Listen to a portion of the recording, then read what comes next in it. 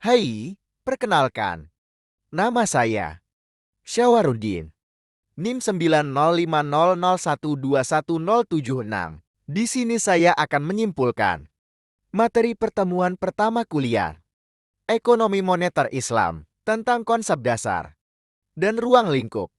Ekonomi Moneter Islam, konsep dasar dan ruang lingkup.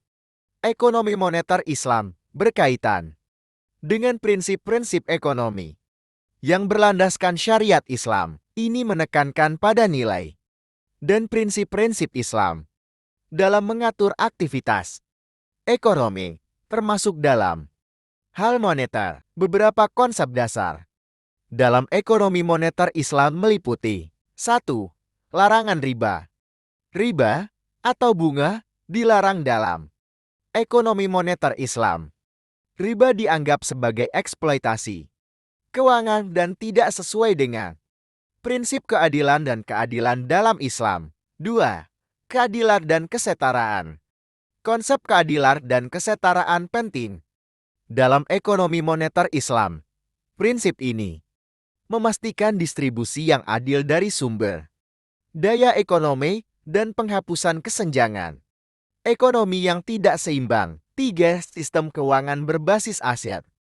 Ekonomi moneter Islam menganjurkan sistem keuangan yang berbasis aset nyata dan ekonomi real.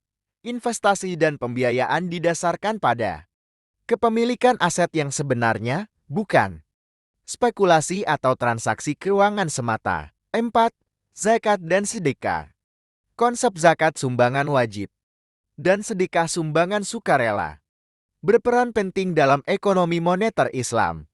Zakat adalah kewajiban bagi umat Islam untuk memberikan sebagian penghasilan mereka kepada yang membutuhkan.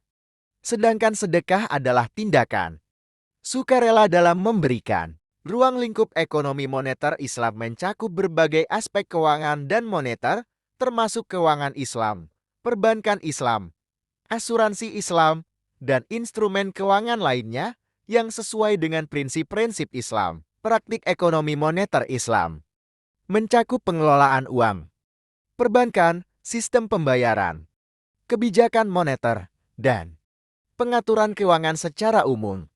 Dengan memperhatikan nilai-nilai Islam dan prinsip syariah. Dalam prakteknya, negara-negara dengan mayoritas penduduk Muslim atau lembaga keuangan yang berbasis syariah menerapkan prinsip-prinsip ekonomi moneter Islam dalam regulasi dan kebijakan keuangan mereka. Baik, itulah hasil resume tentang konsep dasar dan ruang lingkup ekonomi moneter Islam. Saya Syawaruddin pamit undur diri. Assalamualaikum warahmatullahi wabarakatuh.